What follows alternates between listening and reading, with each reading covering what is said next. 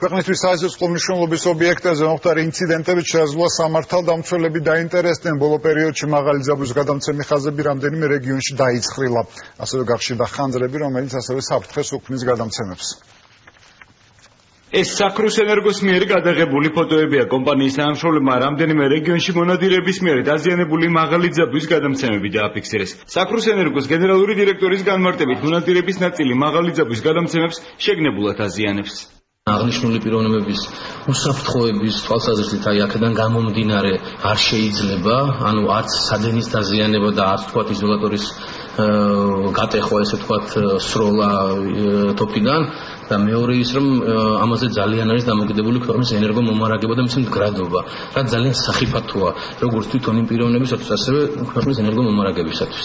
ენერგეტიკის სამინისტრო ქვეყნისთვის საცეცხლო ობიექტების განმეორებითი დაზიანების შემთხვევაში შინაგან საქმეთა სამინისტროსთვის მიმართვას აპირებს. თუმცა ენერგეტიკოსები საუბრობენ იმაზეც, რომ მსგავსი ფაქტების გამოვლენა რთულია, რადგან მაღალი ძაბვის გადამცემები ძირითადად რთულად მისადგომ ადგილებში მდებარეობს.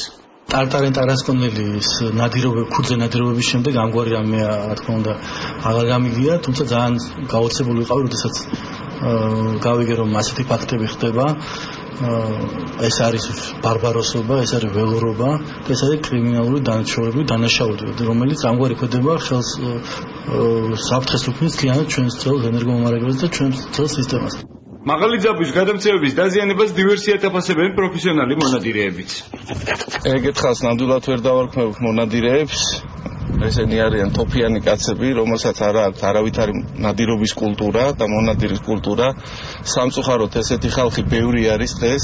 საშინელება ამას არც ერთი ნორმალური მონადირი ამას არ გააკეთებს და შემდეგში ესეთი ხალხი სახელს უტეხავენ ზუსტად იმ კანონმორჩილ მონადირეებს. ენერგეტიკოსების ინფორმაციით საფრთხეს მაღალი ძაბვის გადამცემის მონადირეების გარდა მოსახლეობის ის ნაწილიც უქმნის, ვინც სასოფლო დანიშნულების სავარგულებს ცეცხლს უკიდებს. ბოლო ერთი თვის განმავლობაში უკვე ელექტროგადამცემებიდან ხაზრის გაჩენის 5-ზე მეტი ფაქტი დაფიქსირდა.